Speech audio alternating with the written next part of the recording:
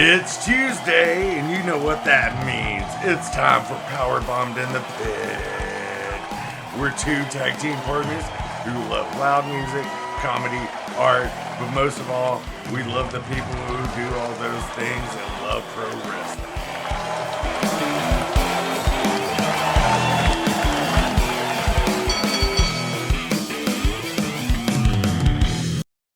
Welcome to another episode of Power Bombed in the Pit. Today we are joined by John Fahy. You may know him from his podcast on weirdos called Profiles and Eccentricity, but you may also know him from the bands Autarkeia, Plural Being, Merkit, and Panzram. John, thank you so much for joining us today and ringing in the new year with a couple of fellow nerds. Yeah, Happy New Year, guys. Thanks for having me. So I've been a fan of Profiles and Eccentricity for a long time, like I told you. How did it start? So I was actually gonna do it as like a zine or like I was, because some of the earliest profiles I had like kind of like good photography along with it, and I kind of saw it as like a much more serious thing. And I was talking to my friend about it because I was carrying the idea around for like since like Florida, like before I even moved out here. And I was talking to my buddy Joe that I used to be in a couple bands with, and he was the one that suggested doing it as a podcast. And at the time, I was already doing stand up, and Matt worked at Starburns, and he was, doing podcasts with other friends of mine. And so then I was like, yeah, that makes sense. And I was doing a bunch of sketches and stuff with Aaron. So I was kind of like, okay, this kind of makes sense. And I had guested on some podcasts on Popular Opinion. So it all kind of fell into place where it was like, nice. I had a studio to record and like a network we could be on right away with like a built-in audience. And me and Aaron like were riffing pretty hard. You know what I mean? We were always doing some shit together. Yeah. So at first it was like, okay, well, and I also like, I really enjoy telling stories. But I was like, but I can't do it alone like Dan Carlin. You know what I mean? Like just fucking like talking to a mic with nobody there seems bizarre to me. Yeah. Like I don't know how they do it. And Dan Carlin goes for like fucking 6 hours. So that dude is amazing, you know? Oof. I'm sure he takes breaks to sip water or something. But yeah, so yeah, we did like one episode that we scrapped. And then the next episode became episode 1, which is the one about the phone hacker. And so yeah, I had like a list of 10 that I came in with, and most of those 10 are in the first 10 episodes, I think. Like the first one we ended up releasing on Patreon. You can find the first one that we scrapped. It wasn't bad, it just wasn't as good as the second one. So yeah, after that that was how it started. But it was the original idea was for it to be way more somber and So who's been kind of the most interesting person that you have chatted about on the podcast, or the one that kind of struck you in a certain way? I think I was never more happy to come in and tell a story than when I talked about the wrestler Chris Colt. Oh. Yeah. Because I also had, that's a split episode about liver eating Johnson. Yeah. And I couldn't wait to tell both of these stories. Like I was like kicking my legs, like giddy. Yeah. You know what I mean? And like, I mean, Chris Colt's doing peyote in the ring and beating up the fans and the ref. Jeez. And just anybody but his opponent. Everybody else was getting a beating. That was like and just, like the really hard partying lifestyle, and him being proud to be gay. one of my favorite moments in the show is when I'm playing him talking all this shit about Hulk Hogan. And Aaron asked, what promotion was he doing this on? And I said, this is from his gay porno tape. I was like, this is not on a wrestling thing. And then he like wrestles a dude in like what looks like a burnt out crack house, like the worst place that you could think of to have sex in. And then he starts fucking this guy. The wrestling slowly devolves into sex. And so I was really, really happy about that one. And I was, I mean, I don't know how much you guys know about that dude, but like Jim Cornette is. Yeah, I know, like, kind of like the whole thing, like overview, but Jim Cornette was like, said that he was the best technical wrestler, which is not something you think about when you think about a guy that was doing that much alcohol and drugs. Well, look at Perk Angle. Yeah. So I think that was, I don't know if that's my favorite because there's so many favorites and so many favorites that the other guys have told me. But that one really sticks out. It makes me really happy. That's fantastic. What's your like a process in terms of researching, finding somebody? Have you been just doing people that you're like, I kind of want to know more about these, like person A, B, and C, or sometimes it's that, and then sometimes it's like I'll actually be targeting somebody for a profile, and then like a character on the periphery is like, wait a minute, who's that? You know what I mean? And then you're like, okay, maybe the whole episode should be about this person because they're fucking nuts. You know what I mean? Yeah. And I kind of like that more because it's like, I like it more when the story asks me to tell it than me like trying to make a story happen. You know what I mean? Yeah. Kind of comes more naturally. Yeah. Totally. Well, so like going into music and stuff, I mean, you've been in a bunch of bands. Like, was there a band that made you say, damn, I want to do that? Oh man. I was just on a podcast with my buddies, this podcast called Punk Disputes and Hardcore Disagreements. And that's awesome. Okay. Yeah. But I played a record there from the first like DIY punk band I saw live, and they were called the Striped Bastards. Ooh. And they seeing them live like in a pizzeria was pretty inspiring. But any band, like a band that I saw live or just listened to, or what do you mean? That either, like both. some inspiration. Like was there a band that you have encountered like before you got actually like started to play music and everything that you were like, I really want to pursue music? Well, so the first band I really freaked out about was Nirvana, and I got really into the Live Tonight Sold Out video, which has dude, so good. It's so good. Yeah. And like they have like, there's like so much equipment smashing, which when you're fucking 11 is like, yeah, let's fucking smash some shit, Yeah.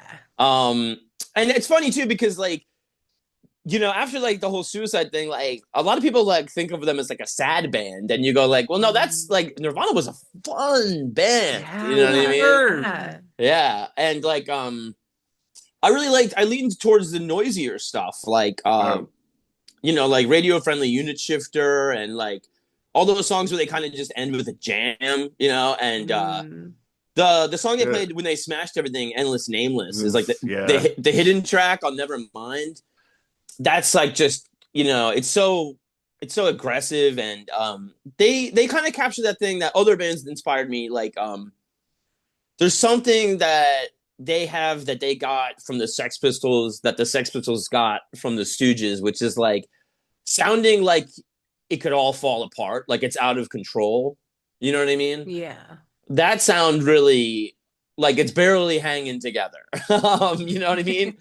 I loved that. And the Sex Pistols, the hearing Nevermind the Bollocks was like, oh my God. And then of course, the Stooges really kind of originated that sound and probably did it the best. Oh, for sure. Yeah. Yeah, like those first like three Stooges records are just fucking incredible.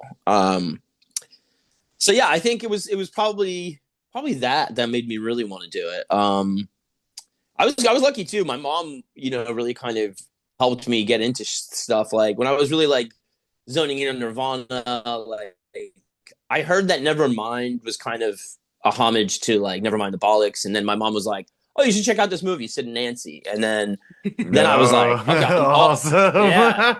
yeah." And she was always listening to cool shit too. Like she had the whole record, and it was really funny because then like she would hear something in my room and ask me to like, ask me to make her a mixtape. You know what I mean? That's rad, dude. Yeah, yeah. My mom was like, she was cool. She got me into like Talking Heads, but then like hell yeah. she was also like listening to like Mariah Carey. But then she would put on the whole as record. moms do. Yeah. Her shit was all over the place. I think she got the Benz from Radiohead and then was rocking that in the car for a while. Nice. Yeah, Dude, Just is one of the best songs ever. yeah, it's incredible. I love that album still probably the most of anything that band ever did. And maybe it's just because of that, but I think it's just a solid wall to wall album. Yeah, it's a great album in general. Do you have any particular like musics or not musics muses and or like influences that have been like bled into the music that you produce and put out? Oh yeah. I mean some you could say are straight ripoffs. Dig it. Yeah.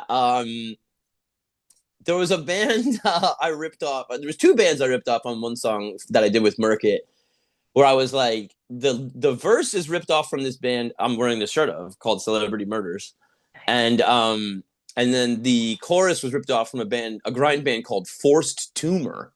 And Okay. Are those Florida bands or dude, I couldn't even tell you where Forced Tumor was from. Okay. No, Celebrity Murders was a New York band, which is where I grew up. Okay, well, Yeah, definitely have to check those out. Yeah.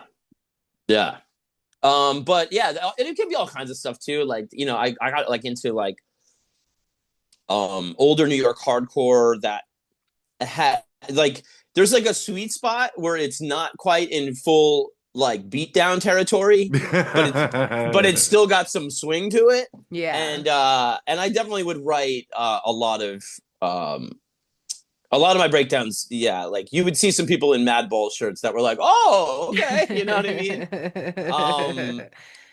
And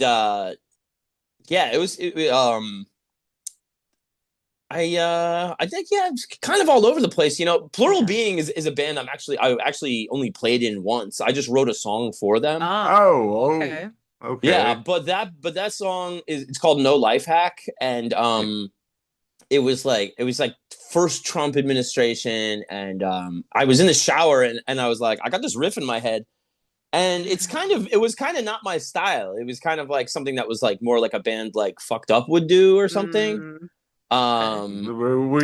Damien from Fucked Up was kind of the inspiration for this podcast. Oh yeah, I love his podcast. Yeah. I know a bunch of dudes too that have been on that podcast from comedy, which like Chris Estrada was on there. Yeah. And Chappelle Lacey. Yeah, Chappelle's awesome. We're trying to get more comedians on here. Like, yeah. Those episodes are fucking great. Huge comedy nerds. Yeah. I'm. This is all last night's champagne that I'm just housing over. Oh, well, that's what I'm doing after this. Smoking weed. Well, they continue along with the kind of inspirations. The bands that you've been in have some very cool names. This especially that I personally haven't encountered. What is the process for you as a band member in terms of naming a band? I mean, when it comes to songs, I mean, it really, that's a whole different beast. But as far as like naming a band, like what goes into it? What's the process like for that? So it's such a big. It's the name of the band. It's a lot of Yeah, it's a lot yeah. of pressure. It's a lot of pressure. Exactly. So I feel like naming it weird stuff is almost like a chicken shit move, but it seems to be consistently what we did. Yeah, yeah. Autarkeia was a word I think from Greek that my friend Asia, who sang in that band, she came up with it. Oh. And I was kind of like, okay, Cool. I was that band I probably should have never been in. Like they're much more talented musicians than I am. I just said I would play bass. So I was just happy to be there. Yeah. I really loved playing with that band though. Yeah, the Cloud Rat split was like, that's kind of how I found out about you, and it was just Oh, like, really? yeah. Like before the podcast? Huh? Yeah, before the podcast. Oh, interesting. That's And awesome. then I was like, who is this dude? Yeah, Cloud Rat's incredible. Yeah, they're super fucking tight ass people. Yeah, they're the best people, man. Yeah. I got to play a lot of shows with them. Nice. And so Nevin put out like their first couple of records, and Nevin was in Merkit with me. Oh shit! Yeah. He did a label called I did not do my research that well. No, yeah. It's he put out their first couple of records, and we got to play a bunch of shows with them. I don't know if we played with them in Europe too, but they were just the coolest fucking people. And we toured. We like weirdly had a bunch of friends in Michigan for some reason. And that's why we kind of had a better relationship with them. They had a tight fucking scene in the 2000s in Michigan, you know. Panzram. I was reading the Panzram book and kind of obsessed with it, which we later, of course, did a profile on. I was explaining to her what Panzram was, and I was like, "Oh yeah, he was like one of the most gnarliest serial killers ever." That one I still regret, because it just sounds like like I feel like naming your band Dahmer is lazy, you know what I mean? But there's a band named Dahmer. exactly, yeah.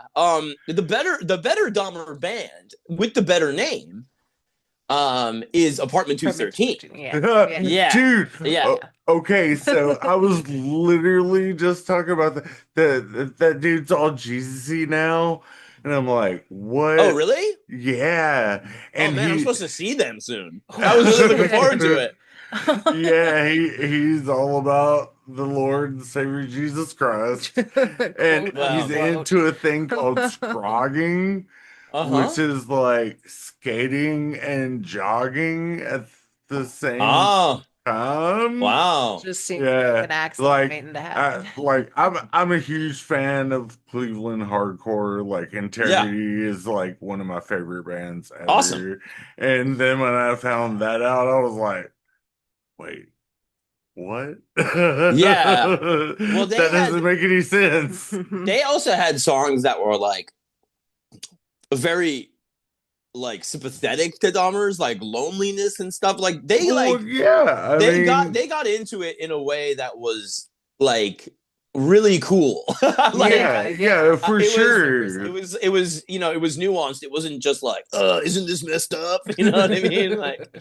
It was really cool. Yeah, they weren't trying to like really be like gross about it or anything. Yeah. Have you ever heard of a comic book or a movie called My Friend Dahmer? I have heard of both, but not seen either. Yeah, it's really good. It's just like this kid that was friends with him when they were in like school. Yeah. It started out as a graphic novel, and it got. Yeah, that's awesome. I encourage you to check out this graphic novel that friends of mine made. It's really fucking good, and it's called Wolves of Summer, and it's about like how like the Nazi, like the Hitler Youth kids were like, they were some of the last to surrender because they were so brainwashed. Yeah. And it's like them basically like at the end of the war hiding out in the woods, but they are they're still ready to fight. You know what I mean? And because they're then they're probably all like jacked up on meth. right, yeah, but they start kind of like turning on each other, and one has regrets and stuff like that. And there's So like sort of like Lord of the Rings, Lord of the Flies. Lord of the Lord of Flies. the, yeah, it's like kind of, yeah, it's like there's some Stand By Me in there, you know. Okay. But big recommend, and it's Hell yeah. instantly something you would read and be like, oh, this is a fucking movie. You know what I mean? Okay. Like it's you know, Kids in the Woods is, you know, fucking, it's low budget. You know, like True. you gotta buy some sketchy uniforms, but like but at least you got the woods readily available. It's cool. right, yeah. Have you watched Yellow Jackets? I haven't, but Libby loves it.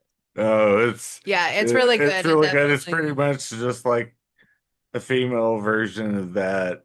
Really? It's based on or sort of loosely based on some true events of a troop that got lost. But yeah, it definitely has rings of Lord of the Flies, Oh yeah. and other type of survival stories where kids all of a sudden don't have a system or adults, Yeah. and they got to fend for themselves. So yeah, Yeah, the that first time definitely I sounds read awesome. Lord of the Flies, I was angry.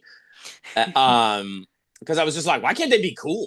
You know what I mean? Right. Why do you gotta be assholes? Yeah, but then, you know, because I was like, and this fucking beast thing, I was like, what the fuck? And then, like, I was like, once I viewed it through the lens of the beast as religion, I was like, oh, okay, that makes sense, you know. And then I liked it a lot more, you know. Yeah. But then let's see, with Merkit was the first tribe that Genghis Khan defeated. Oh shit! And so that's awesome. There was a Russian movie. It was supposed to be the first in a trilogy. I don't know if the rest ever got made, but it actually came to Fort Myers when I was in the band, and it's about the early life of Khan. So we got to see the word Merkit on screen like 5,000 times because in the subtitles, and we were like, hell yeah, every time. But Nevin was a big Khan head. Okay. And he was a history teacher as well. So like, there we go. All right. Well, yeah. So he threw it out there, and I was like, you know, in general, I wish I had better band names for all of them. And I feel like I only come up with like a really good one when I'm already in a band that's been named. I would say of the band I'm involved with least has the best name, Plural Being, which Joe took from that Jodorowsky's Dune. I was like, he's talking about a plural being, you know, he's talking like that. Okay. Dude, the huge Jodorowsky fan. Like, yeah, man. I was like, why does that sound so familiar? Yeah, that documentary is so good. You can watch it over and over again. Oh, absolutely. So good. The fact that never got actually made, like, breaks my heart. I'm just like, oh. Joe sent me the InCal, which I have not read yet. The graphic novel. Yeah, it's so good, dude. Yeah, it's so good. Yeah, I'm excited to check it out. If you could tour with a band you grew up listening to, who would it be and why? Oh man, touring specifically is interesting. God. I know this is like super difficult question. Or I mean, if it's just playing a few shows or something. Or just playing. Playing. But touring is good too, because touring you're on top of each other, and that would be really funny. With certain bands for sure. Yeah, I never really went like on a full train wreck tour, so that'd be kind of fun. That's definitely awesome. 12 Days on the Road to the Sex Pistols is one of my favorite books. God, but who would I really want to see over and over and over again? I guess too. I would have to pick like one of my favorite hardcore bands, like Millhouse or something. Oh, dude, love Millhouse. So that's the same singer in this band too, in Celebrity Murders. Oh, Okay. okay. And then they had some people from this band CR that I also love. And I flew to Brooklyn to watch CR in Millhouse, and CR, they're from Long Island, right? CR was a Staten Island band.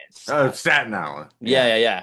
Okay. But they them in the Decision and Silent Majority. Yeah, dude, love Indecision. Dude, like it's so crazy. Justin from Indecision is like a politician Councilman, now. yeah. So I saw him. I had a little too much to drink when they played out here recently. And I saw him and I was like, Councilman, my heat is off. He started talking shit. And he was like, it did not land.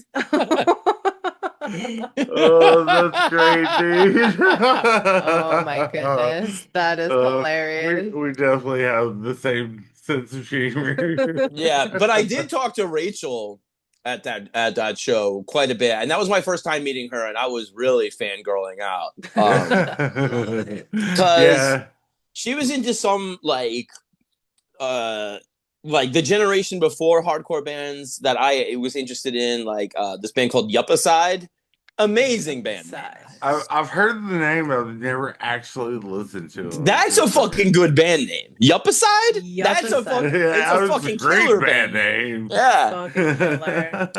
So, and I had like, it's weird when you meet somebody that like you've been a fan of for like decades. Like, I'm talking like 3 decades. Because then it's like, in the meantime, I've read interviews with her and stuff, and I'm like, well, I can talk to you about a bunch of shit, but you don't know who the fuck I am. You know what I mean? Right.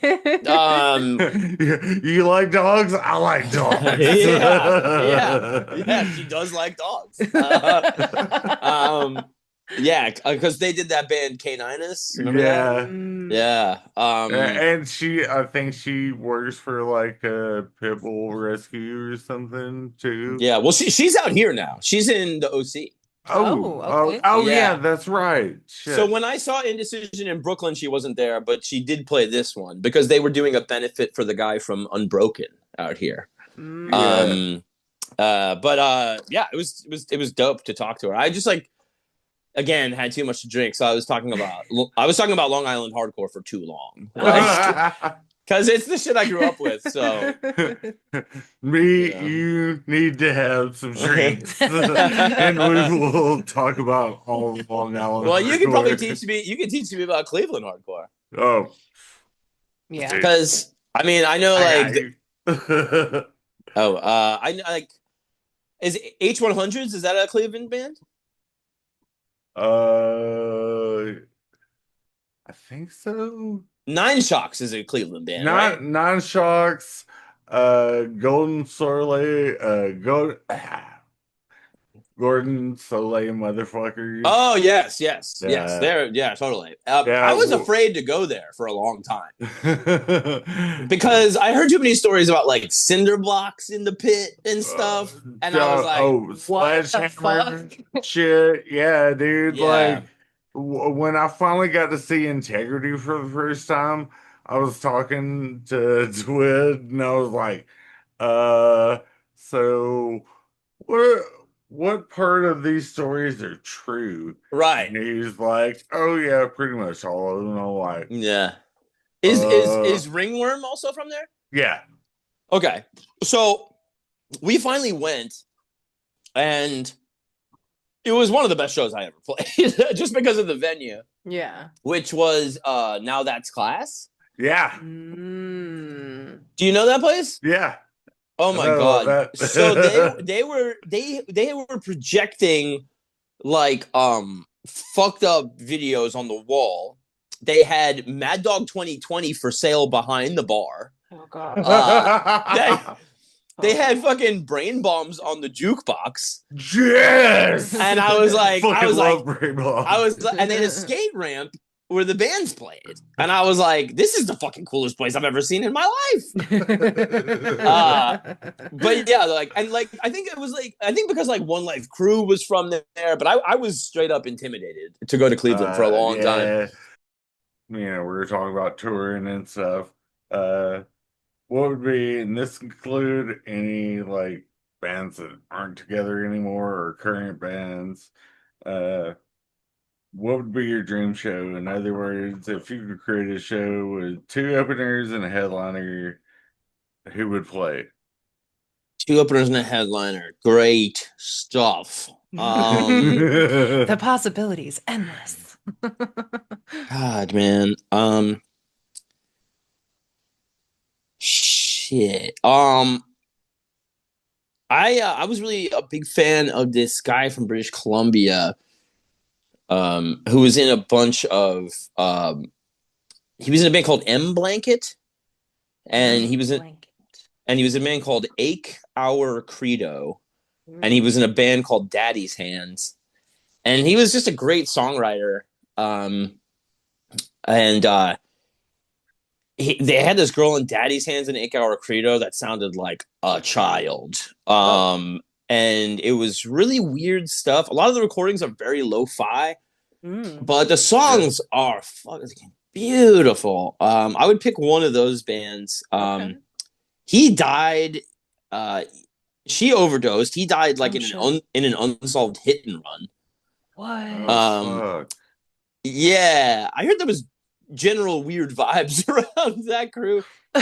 Sounds like it. Yeah. I mean, that's not funny, but Jesus. Fucking shit. But that's stuff that, like, that's, it's not really on Spotify or anything. You kind of got to do like some soul seek digging, Gotcha. But highly recommend.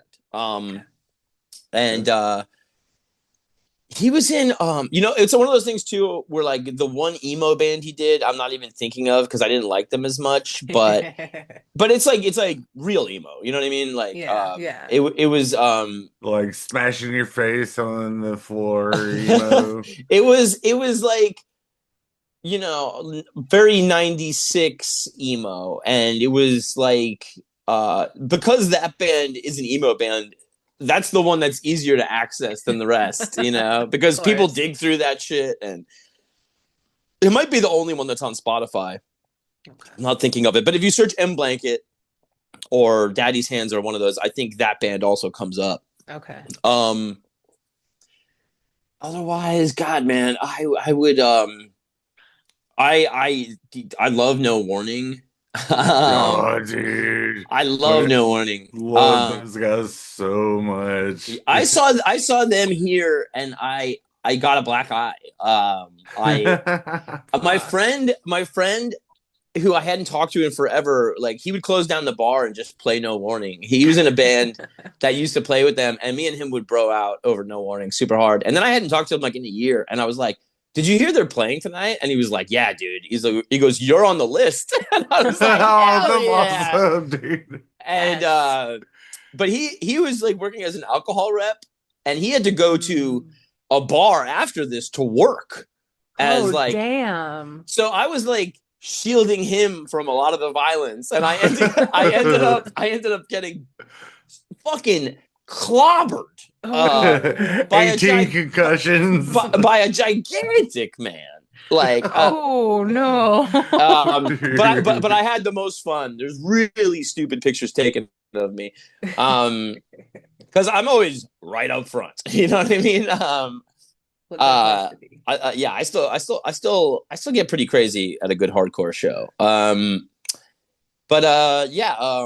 So I would say, this is it's gonna be a weird mix. And then,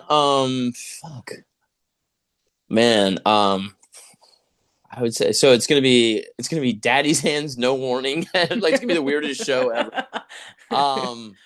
Hey, we're here for it. Shows tend to be the best. You know who I would love is Chrome. Oh, dude, I saw Helios. Yeah. I saw him when I used to live in Austin, and I saw him, and I was just like, yeah. Those are just kind of off the dome. But I mean, I also I love this band Low Life. Do you know Low Life? Not the Australian one, but the one from the UK. They're kind of like a Chameleons kind of band. I love Chameleons. So. If you love Chameleons, you'll adore Low Life. Yeah, they beautiful songs. And yeah, there's so much like post-punk shit I like that, and bands that only did, that were around for a short amount of time. So it's hard to pick. But yeah, I think I'm going Chrome, No Warning, and Daddy's Hands. Awesome, dude. Yeah. Like, Awesome in names and awesome in sounds. Yeah. I definitely dig it. I definitely dig it. What about you uh, guys? What do you think Well, you wait. would pick? uh, I mean, It's a tough me question, right? personally, headliner would be Neurosis through Okay. Silver and Blood era. Uh-huh. I Hate God and Grotus. That's awesome. Yeah. Yo, check out my buddy. He's in a band called Resurrectionists. And on their LP, they end it with an I Hate God cover. Oh. And my buddy, he was in this band called Dulcim that we toured with. And that band was like a screamo band that was very influenced by Hum. Oh, dude, we love Hum. Dude, Hum is the shit.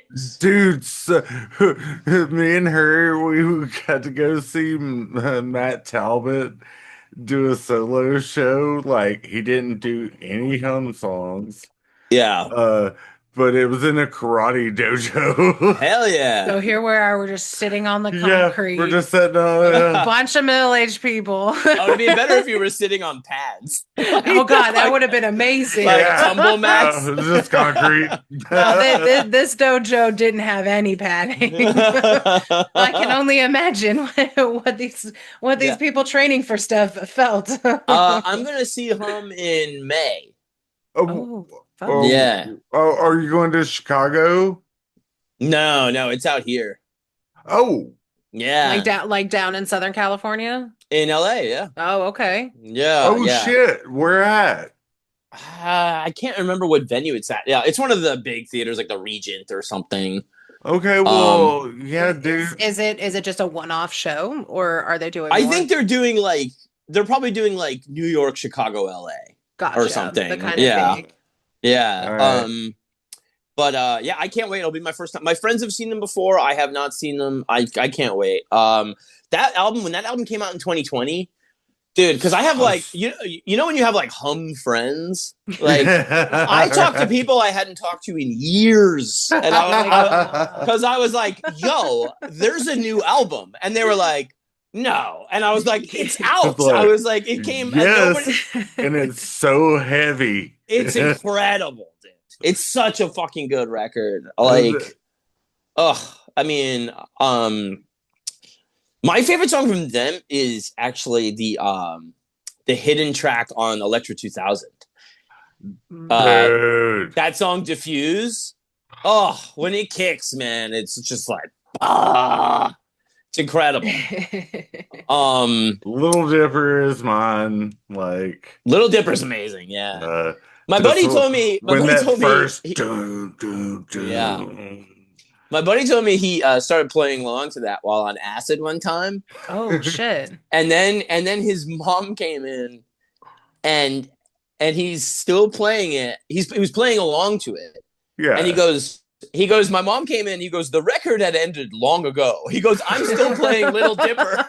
He goes, oh my God. He played through the whole CD just playing Little Dipper. That's fucking fantastic. That's awesome. Acid and music. Primo. Yeah. Primo. So shifting to wrestling, like how did you get into it? My brother was bigger and heavier. Oh no. And he had control of the remote. Okay. That wasn't the direction I thought it was gonna go, but no. But I'll tell you, when you got a bigger, like older brother, and he's into wrestling, yeah, you learn about leverage because you're gonna fucking die if you don't get out of some of these holds. Yeah. So I learned about like weight and pressure and all of that stuff because I couldn't breathe. You know what I mean? And he Damn. was diehard into it. So, Okay. I got put in a lot of figure fours, a lot of camel clutches, Oh like, man. Scorpion um, Deathlocks. yeah. Um, but it was cool because I got into it, probably like, you know what exactly when I got into it? It was right around, this is fucking gonna date me like a motherfucker, but do you remember when Zeus was in because of No Holds Barred? Yeah. Yeah. So all my cousins are giving me the claw, I was getting picked up by my face a lot. Because I was the smallest cousin too. So all my cousins got into it. But I was glad because, I got to see that through, the war with WCW, and then ECW just blew my fucking mind. Yeah. Because I would stay up late, like writing to people that did punk zines and listening to mixtapes and stuff. And I had like an antenna TV, and it picked up the network MSG, and they would show the promos like at 1, 2 in the morning for ECW. And I told my brother, I was like, "You gotta see this, bro." I was like, "This shit is fucking completely out of hand." Yeah. And then it led to my brother. Ironically, I would go to the punk store with my friends, which was far away. We would walk there in the summer. It was fucking miles in the heat. Sheesh. But then my brother ended up going there because the owner was into punk, industrial, hardcore. And this was like, I mean, I felt so lucky that I was even in a place that had a store like that. You know what I mean? Because a lot of places, like, you gotta fucking, everything's through the mail, whatever. I was able to go to a store. It was dope. Yeah, I grew up in Alabama, so like... yeah. Alabama had a tight punk scene every time I tore through, though, and those kids had excellent taste in music. Yeah, I mean, we did, but we also had a lot of Nazis and bullshit like that. Sure. What town were you in? I grew up in a town called Albertville. It was like it's kind of in between Huntsville and Birmingham. Okay, yeah. I went through Mobile and Birmingham, but I love those kids. And they had set up some great bands. So my buddy was in a band called Black Hole Kids. Yeah. My buddy Wes was in that. He's awesome. Yeah, I know Wes. Yeah, Wes rules, man. Great guy to talk to about comic books and stuff. Oh yeah. And then there's comics out here that are also Alabama guys. Wes Van Horn and Rivers Langley. Those are Alabama boys. And they used to put on great shows out here. Fucking, where were we? That's it. Just wrestling, I think. Wrestling, Yeah. yes. I my brother would then go because they started selling ECW shirts. Oh. And so I was there to buy punk records, and it was like, my grandfather would come out on the weekend and he would drive us there or whatever. My brother would buy all these shirts and stuff. And then my brother was going to the ECW shows, which I heinously regret not going to, because that was like in the VFW halls where it was anarchy, and he was walking into like Rob Van Dam's dressing room on accident. Like, you didn't, like, it was just, yeah, we would smoke everywhere. You know what I mean? And, yes. and he's screaming at you to get the fuck out. You know what I mean? Sorry. Yeah. But yeah, him and some guys would drive up, and so yeah, I was glad I got him into that because he got to see the vintage shit for ECW. And like I said, it was forced on me, wrestling. but I love it. And something Aaron on Profiles always says is it's such a perfect kind of incubator for talent, because you got to improv, and you got to promote, and there's so much to it that it's like when you see like what happens to people like Cena and The Rock, that you're like, oh yeah, well, of course they become famous. Like, they had a great fucking training ground for all of that stuff. It's all acting, and it's all Well, it's definitely a lot of improv, Yeah. 100%. Yeah. You know, because you have to riff off of whoever you are with in the ring. You got to riff off of the crowd. You have to riff off of the story that you've already kind of established or a Yeah. direction that you're trying to go to. I mean, The thing lot. I really zone in on as like the most impressive is acting not hurt. How hard is that? Yeah. How hard? Like, I mean, what a big ask. Like, because Like Mick it's Foley, very hard. Hell in a Cell, Yeah. like, dude, Yeah, man. like I would have been just like, oh. Yeah. Did I tell you he came into my parents' restaurant? Oh, what? Oh, that's fucking rad. Dude, so yeah. So his parents would come in. Okay. And he came in and I was like, my brother's name is Rory. And I was like, Rory's doing the dishes in the back. And I'm like, Rory, he's fucking here, man. And I'm like, and this is, I'm talking like, you know, this is 1998 Mick Foley. Like he could not be bigger. And you know, me and my brother would watch that tape from Japan of him and Terry Funk with the barbed wire and the explosives, all that shit. Damn. Like, so, and the thing is like, you know, wrestlers when they're next to each other, some look small. Yes. They're not.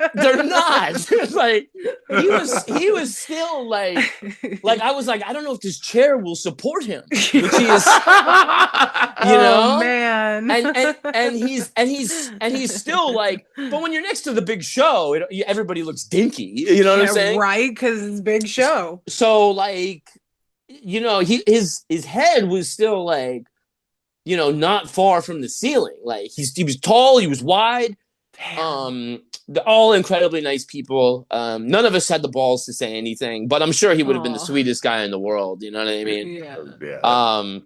You know, I really love those the hardcore guys, man, because you know it's such a like a labor of love for them. Like Terry Funk in the ECW doc.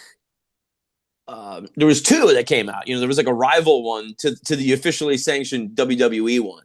Yeah. And Terry Funk is talking about crying to his wife because he was offered this much money to go to the WWE officially sanctioned reunion of ECW. And then there was the outcasts, like, you know, the New Jacks of the group that were not welcome. And they had their own reunion. And he's crying, talking about refusing the money. And he's like, I gotta go be with the guys, man. You know, and I was like, yes, dude, yes. Let's go. Can I ask you guys, so wait, who are your favorite wrestlers? All time. My favorite wrestlers, I mean, tag team, Road Warriors, Legion of Doom. Yeah. Oh my god, dude, yo, that doc, I fucking shit myself when there's a point where they're nuts in an interview, of course, and they're leaving the interview. You know, it's over. The interview's over, but Hawk has to get one last thing in, and he just comes back into frame. He goes, "We are death. We are walking death." It's so fucking insane. The exclamation point on an already good thing. Oh man, did you ever? He got in a fight with some other wrestler at a Kid Rock concert. Oh man, that's awesome. I was just like, I can't remember who the other wrestler was, but I was just like, oh my god, yeah, that's Road Warriors thing to do. Yeah, you know that Dark Side of Wrestling series or whatever. Yeah, Dark Side of the Ring. Yeah, I'm. Did they do one on Sid Vicious, Sid Justice? I don't think so. I can look that up because you remember he fucking stabbed one of the Four Horsemen. Oh yeah, him and Arn Anderson. Arn Anderson story. Yeah, dude. Like in a hotel, it was like with scissors. What the fuck? Yeah, and it was like a no joke blade. You know what I mean? Yeah, And no, I they were legit fucking like pissed yeah, off at each other. I'm amazed there hasn't been one on that yet. Are you Wait, watching like the new stuff, or are you watching old stuff? as far as like Yeah, shows or like documentary type things. anything. I'm currently like we're caught up as far as like AEW stuff right now. Okay. As far as We also watch old stuff as yeah, well. as far as old things, Oh yeah. it's mainly just like clips and just trying to piece together histories for So me. I didn't stay up on new stuff like for quite. I mean, since like almost like Stone Cold era, basically. Yeah. But like then it was like my brother kind of shifted into, WWE bought all those libraries from all the Mhm. promotions that went on a business, Yeah. which was a genius move. Oh, You know what I definitely. mean? Because at that time, the journalism of wrestling was coming up so much. You know what I mean? The storytelling, people Yeah. didn't know about, that the Von Erichs and all that shit. You Uh, know what I mean? Like, and so my brother got me hip to that stuff when the documentaries were coming out. And yeah, he kind of stopped going into future wrestling and then started going further back into the past, which is interesting. oh yeah. Yeah. So yeah, he kind of he got me hip to a lot of that stuff too, which is really interesting. And I was kind of amazed, he didn't know more about Chris Colt, because Chris Colt was in this thing where like he kind of missed the televised stuff. There's very few televised Chris Colt matches. Okay. But yeah, he knows about some of the more miscellaneous promotions, and they're all divided by territory and stuff. Yeah. I don't know what they had in Alabama. Do you know what the big one is there? We had like a Mid-South. Yeah. Uh, we had, I mean, I grew up watching World Class Championship Wrestling, like with the Von Really? Erichs, and Really? yeah, it was on ESPN, like Oh back in the wow, day. man. Yeah, Yeah, it was. They got Shit. pretty big. yeah. They had like So pay-per-views and shit. yeah, Yeah. I'd get off the school bus and just go hang out with my homie, and we'd like play Nintendo until that came on. That's awesome, man. That's so awesome. Yeah, Oh, no, that's sick though. But like growing up in the South, yeah, like you would get probably some different shit. Because with me, it was like, uh, I remember like we were WWF kids, Yeah. of course, right? But then like we flip over to WCW, and you're like, oh, Sting, whatever. yeah. Well, I mean, NWA, WCW, that was like, That was your shit too. yeah. Yeah, I didn't stick with it enough because WWF was also very kid friendly. So I think that's why. But also when Ric Flair came to WWF, it was like holy shit. You know what I Yeah, mean? well, see, I loved NWA, WCW because of Ric Flair. I was like, this guy's Yeah. a fucking dick. And Dusty is the best. Oh, shit. Absolutely. That right there. 100%. Dusty is the fucking best, man. Like, I mean, Yeah, the- baby.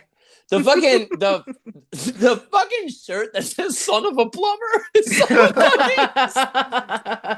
Because that is like that's a bygone like American argument. You know what I mean? Yeah. It's like the yuppies won. Yuppicide failed. You know what I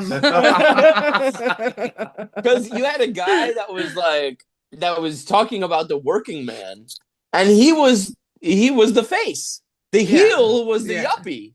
Yep. You know what I mean? And like, but so I got to tell you this, right? Because you guys are a wrestling podcast. I was lucky enough. I mean, I know you do punk and shit too, but, yes, but. I was lucky enough. One of my cousins was, he's from Northern Ireland, so he talked like this up and down. He's from Belfast. Okay. But he got into wrestling coming on vacation here to meet my Irish family. It was like we went there one year, they came here the next year. You know what I mean? It was like that. Yeah. But his dad had money. right? He was like he was like really good at loaning people money that he knew would pay him back, and he made a business out of it. And he had like the biggest house I've ever been in. Okay. So he had 4 daughters and 1 son, the youngest, and so the son got whatever he wanted, and the son liked wrestling. So I got, because he didn't want to go alone, I got fucking good tickets to WrestleMania 10, WrestleMania X, with that fucking ladder match and shit. You know what I mean? It was fucking sick. It was so dope. That's fucking rad. But that was like when Shawn Michaels was such a good heel right before he became a face. Gotcha. Because I fucking loved him. He was such a fucking, I remember seeing the Rockers split up. I remember he kicked Marty Jannetty in the face. So good. Good. And fucking Bobby Heenan says, "Oh my God, Marty Jannetty just jumped through that window after he got kicked in the face." Gorilla Monsoon was like yelling at fucking Bobby the Brain Heenan for changing the story in real time of what happened. You know what I mean? It was awesome. But yeah, then they were just decided Shawn Michaels is a villain now, and then but I loved it, so that was one of the cool times where I was, I was more into the heel than the face. Yeah. Heels tend to be a little bit more fun. That was one of the most awesome heel turns ever. God. They're just there to talk about how they're great, and then he just kicks the other guy in the face. It makes no sense. Me and one of my friends when I was a little kid, like we wanted to be the Rockers so bad. They were high flying. It was exciting to watch. Yeah. It was awesome. And he had a trampoline, and we would just drop kick the shit out of each other. Hell yeah, man. That rules. That's fucking awesome. Well, so for somebody who is a very new wrestling fan, what would be a couple of old school matches or wrestlers that I should pay attention to? Oh man. I know that's a big question. Well, I love New Jack. Okay. New Jack, the rawness of it is just insane. Yeah. I love Dusty. And shit. God,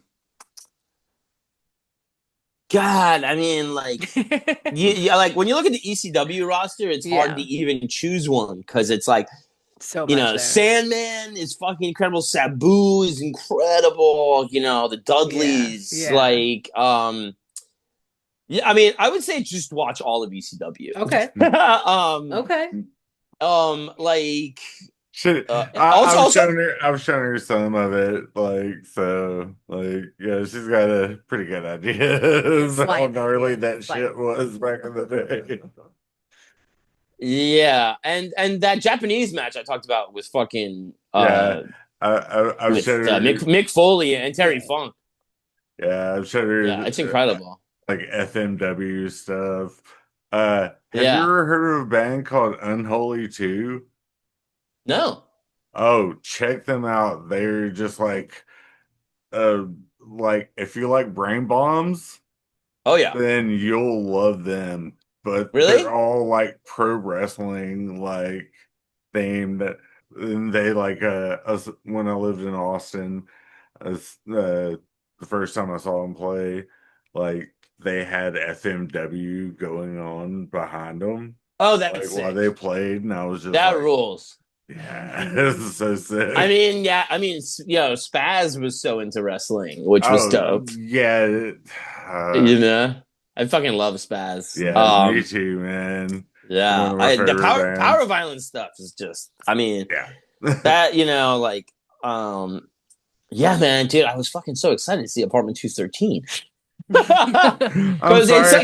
I'm sorry I bummed you out with the whole Jesus-y thing. Honestly, now that you told me, I'm more excited because I want to see how those two things match up. Where they're like, Yeah, this song's Just about be like, eating- "Hail Satan." Yeah, they're like, this song's about eating a dude's balls, Just like, but praise the Lord. Yeah. Who might be on your Mount Wrestlemore? Who are some of those wrestlers that for you are your core wrestlers? Oh man, fuck yeah. Mount Rushmore is a good question. I feel like I gotta throw New Jack on there. Okay. Of course. I think it's like almost a toss up between Flair and Dusty, but I think I would go Dusty. Okay. Um, and you know, Iron Sheik is just Ooh. Cheeky fucking. baby. You know, he never gave up the act. You know what I mean? Like, yeah. um, and I was there for the heyday of Hogan. Um, and I loved Hogan as a kid. I know he's a total piece of shit. Yeah. I used to live like 2 blocks away from him. Really? In Florida, Yeah, I right? live in Clearwater. No shit. Oh, Yeah. I didn't know he was there. I knew he was Florida raised. Um, but my brother being like the wrestling fucking scholar that he is. He was also like, he was saying, when Hogan got in and he was kind of a pretty boy and stuff, like they kind of taxed him extra hard. So my brother now is like on this thing where like he says like Hogan paid his dues because like they would like intentionally, like I think they intentionally broke his leg one time. Oh, Oh fuck. yeah, that's right. I forgot about that. Yeah. But does he make it? No, I'm gonna put Chris Colt on there, dude. Ooh. 100%. So Colt, Sheik, Dusty, and New Jack. I think that's the most profiles Wrestlemore I could ever make. Yeah, no, that's a pretty solid Wrestlemore. Yeah, this is the one probably we talked about the most. The Dusty, anybody with a lisp is just the most fun to do impressions of too.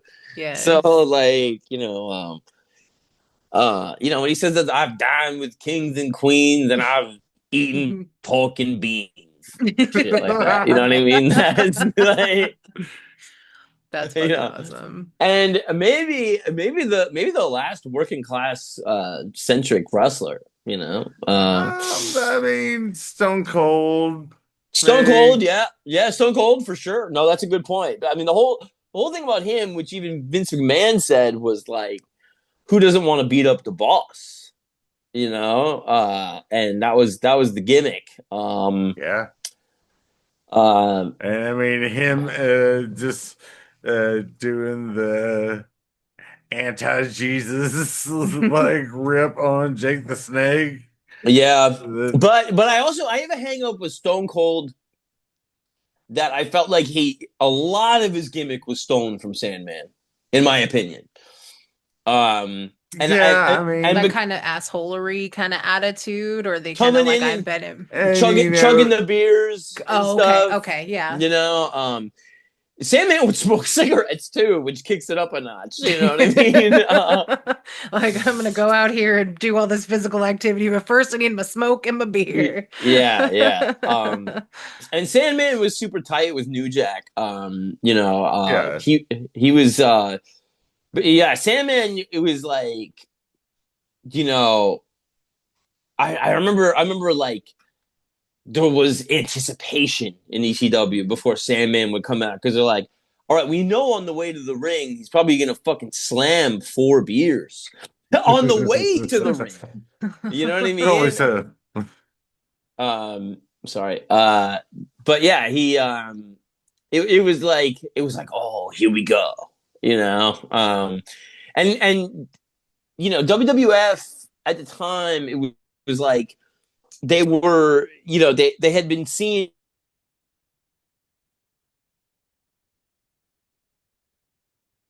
Well, guess we. Okay.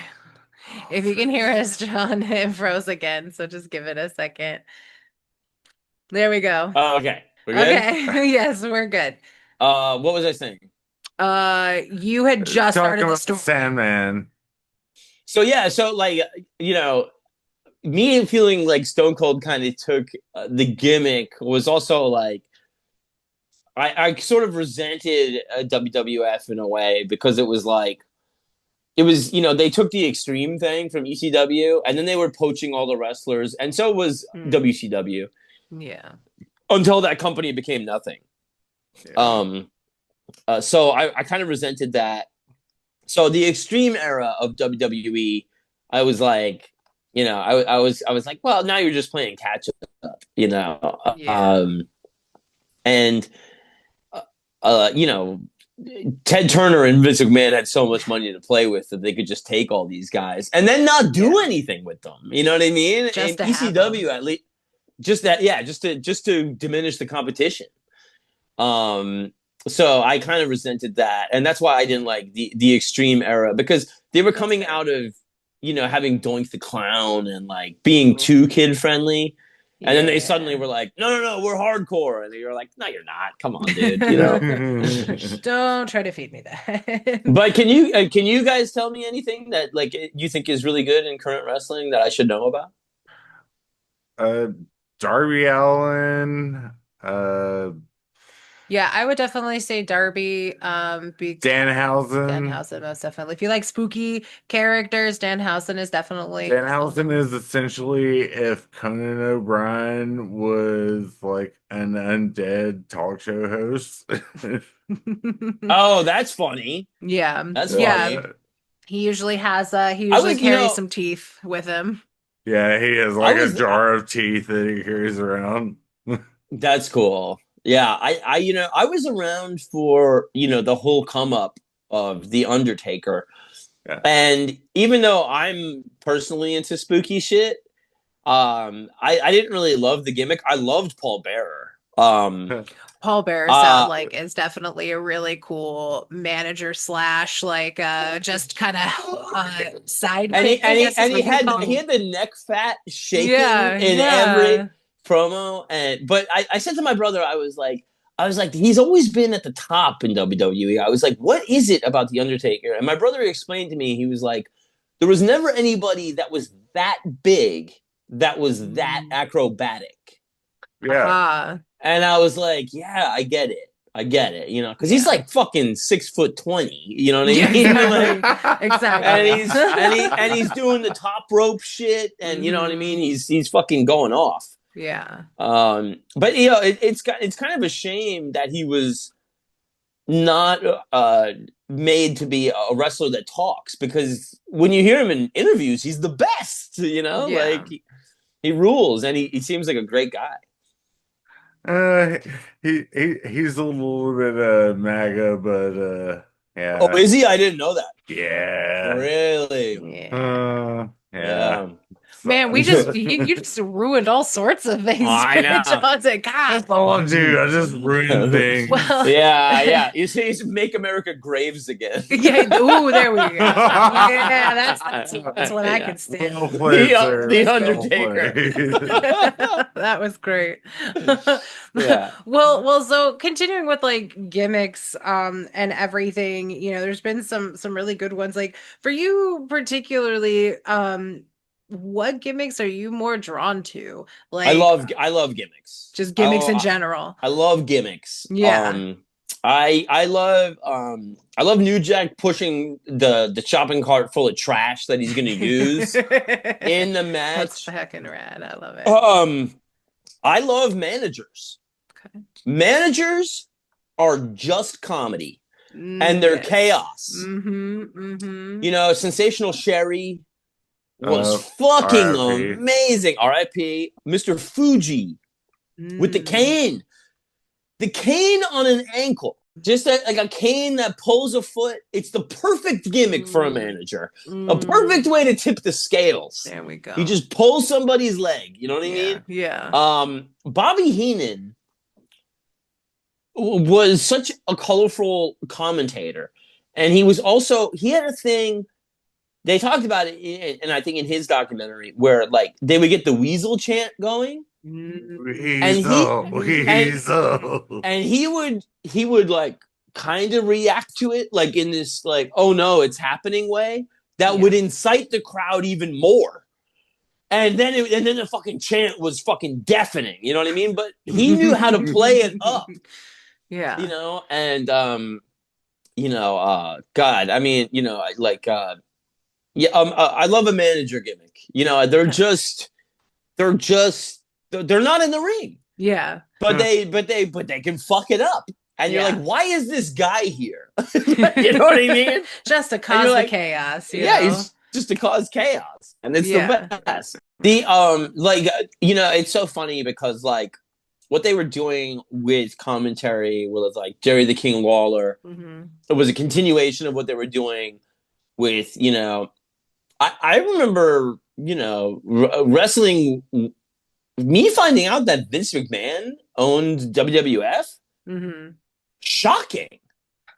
He was just a commentator to me. Yeah. He was just a guy on the mic. I was like, are you serious? Like this guy owns this? Because they had a fake president, Jack Tunney, that they would be like, oh, we're going to go to him for the decisions. And you go like, and then I'm like, you're telling me the guy on the mic owns the show?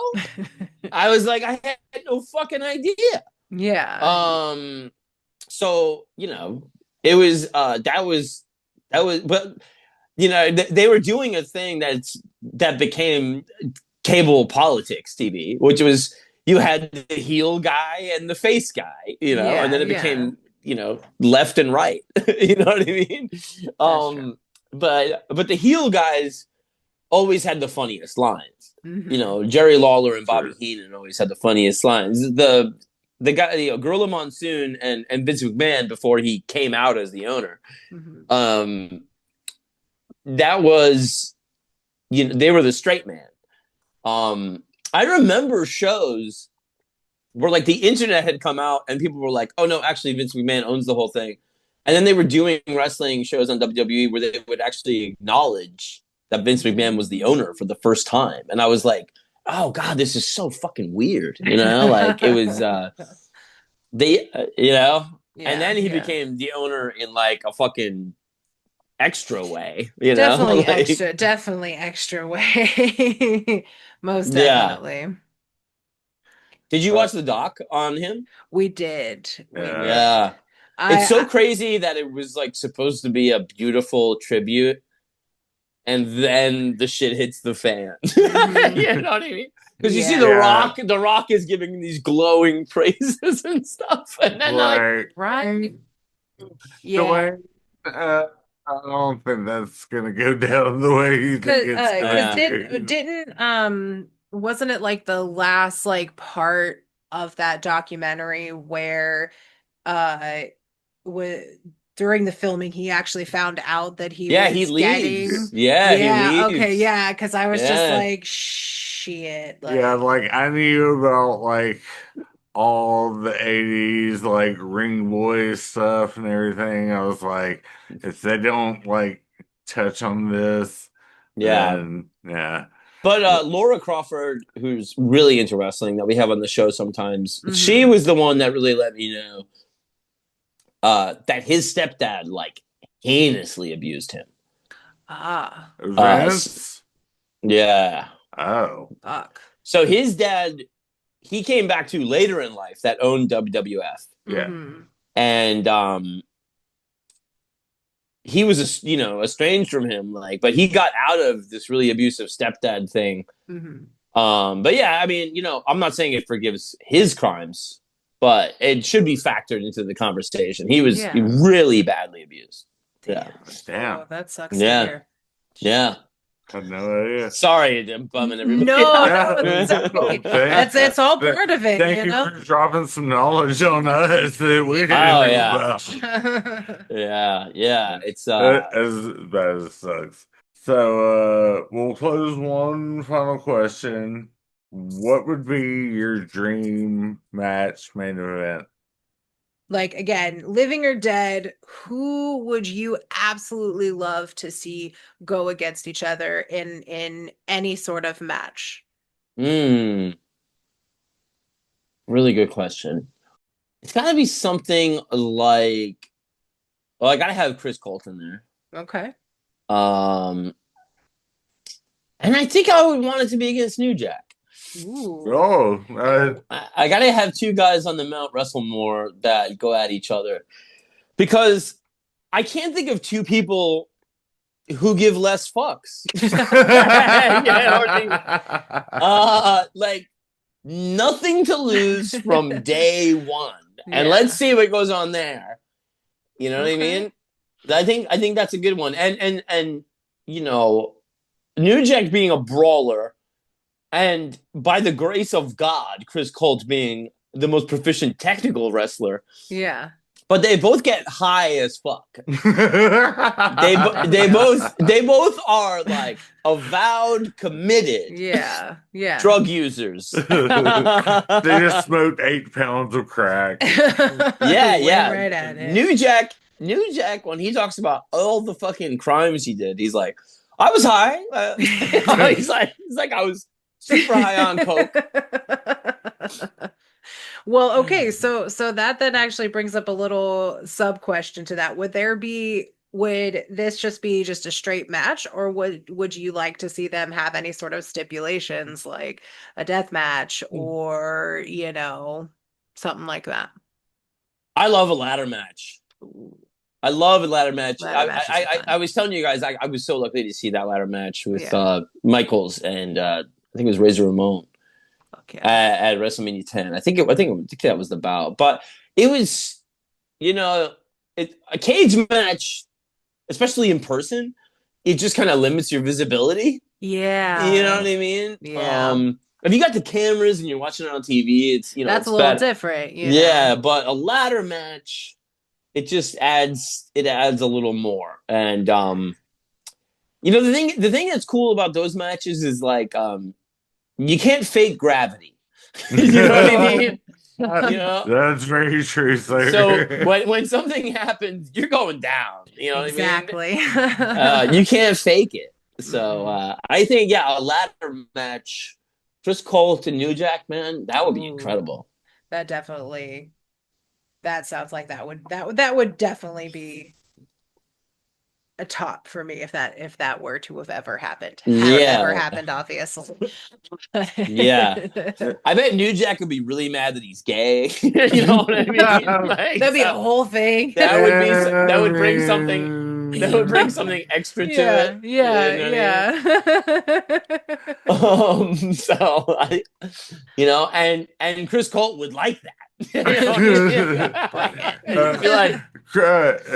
Do you know who Brian Cage is? I don't. He's a wrestler in AEW and Ring of Honor. He's from here in Chico, and Chris Canyon trained him. Okay. Do you know who Chris Canyon is? Yes. Yeah, and Brian Cage is I wouldn't have a career if it wasn't for Chris Canyon. And he's always been you know what? I had no problem with him being gay. It didn't matter to me. He was my trainer. He's So I feel like in the Chris Colt thing, it was they were, like we said in the episode, they were out in the locker room. Yeah. But they were closeted on TV. I think they said they were brothers or something like that when he was in a tag team. But at that time too, it's well, we're all in the freak show business. Right? You know what I mean? So how bigoted can anybody really be? You know what I mean? Yeah. And then it's it's not as weird as anything Vince McMahon's gonna make you do. You know what I mean? It's not good. I'd much rather be gay than dress up in a turkey costume. All right, yeah, or take a crap on a girl's face and then make her blow another guy with the crap on her face. Yeah, you're I think we can skip that. I think a regular gay relationship would be pretty PG. I think so. Give a 3D to an 80-year-old woman, or have her give birth to a hand.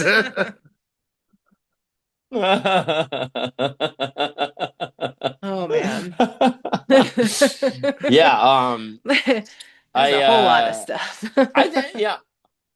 I'm pretty happy with that. Yeah. Those are good questions. Thank you. Of course, of course. I really liked having to think about that. Well, that's It was awesome. Well, we appreciate yeah. giving you some good questions Yes. to answer, and we So appreciate can I you. ask? Yes. I'm sorry. I'm done. No. You're trying to wrap it You're up. fine. I'm like you're trying to wrap it up, and I'm like, no. Wait, I Oh have no, more. we can No. go. We can keep going. Yeah. So, what would you recommend as far as like promotions that you watch? AEW, New Japan. Ring of Honor. Yeah. CMLL is really cool if you like lucha. Okay. I dig CMLL. Okay. Yeah, and that's the at least because again, I'm still trying to, sort of get caught up. Do you guys on all watch of these. WWE at all? No. Just clip, Yeah, clubs. AEW is kind of the one I hear about most. Got Yeah, Uh, AEW is like really good. Is Like, that the fucking one Billy Corgan bought into, or is that something no, else? that was NWA. But yeah, Ring of Honor definitely does a lot of I think they feature a lot more indie kind of wrestlers, at least that I have kind of seen. Yeah. And everything. But yeah, I definitely dig Ring of Honor, CMLL, New Japan, and AEW. There's GCW. Oh yeah. That's a really good indie promotion. Yeah. Yeah. Shit. Man, really good question. Yeah. Where do you guys watch them all on? Like, where are they streaming? We do Hulu to watch AEW on like TBS and TNT. Okay. But they're also on Max. And then with Ring of Honor, New Japan, and They're on CMLL. Max too. God damn. Yeah. So they're That's pretty big. Yeah. They're definitely. I mean, they've only been around for what, 5 years, 6 years, something like that now. And yeah, but they've now put their pay-per-views onto Max, which is really cool. I can't believe I didn't talk about Macho Man once this whole episode. You know what? That's funny you say that because I was like, I wonder where Macho Man might come up in this conversation. Yeah, because I follow on Instagram the Machoverse. Oh, that account. But I think that guy got attacked at an AEW show. Oh shit! Really? Yeah, but then he Damn. put a wrestler like he had like like a crowbar or something, and the guy dressed as Macho Man picked it up, and then he like fucking suplexed him or something. Oh my and then god! He was like, and they were like, "Are you gonna sue?" And he's like, "Well, no, my friends run that promotion, so no, I'm not gonna sue or whatever." But all right. But yeah, Dang. AEW sounds cool. You gotta take your bumps, man. I guess, yeah. That was another thing about Chris Colt too. He was like, you can't give me enough bumps. Give them all to me. And he was like, go hard because he's hammered, so he's not gonna feel it. Exactly. He's gonna go loose when he falls. Don't worry about it. It's like getting in a car wreck when you're drunk. You just like go limp. Yeah, you just walk out of it. Yeah. Well, go ahead. So we don't want to keep you for too much longer. We've already been over here for a long time, and don't know what else you have to do. But do you have any shameless plugs? Shameless plugs. Shit. Check out my friends at Graveyard Shift Screen Printing. Okay. They make a bunch of cool shirts. They make shirts for Profiles and Eccentricity. Check out Profiles and Eccentricity. We are we're pretty much wrapping it up. I think it looks like we're gonna be done by episode 350. I think. That's quite an accompliment, though. Like, holy shit! It's been going on. It'll be almost 9 years. Wow! By the time we wrap it up. Wow! Yeah.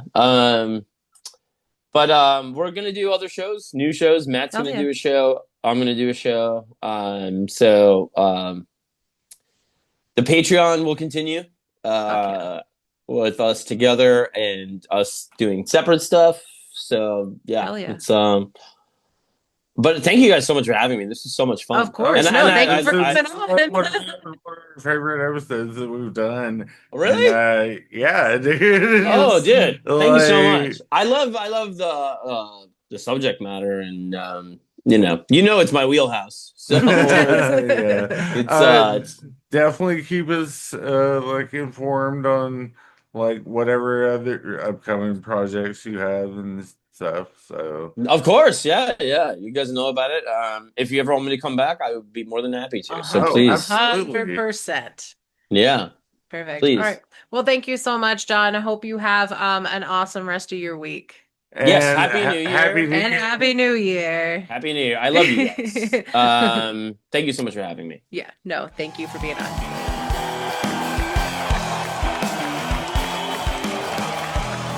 Hey everyone, this is Carissa. I just wanted to stop in and say thank you for joining us today. If you enjoyed this video, please consider liking and subscribing to the channel. You know, everyone starts out small, and every like and subscribe definitely helps to get the channel out to others. We appreciate every single one of you nerds, as we nerd out with other nerds. So from Chris and I, a tremendously huge thank you. We have a ton of great stuff coming your way. So do a frog splash from the top rope, grab your battle vest, headbang to that sick guitar riff, and stick around to see who might be making their way to the ring next.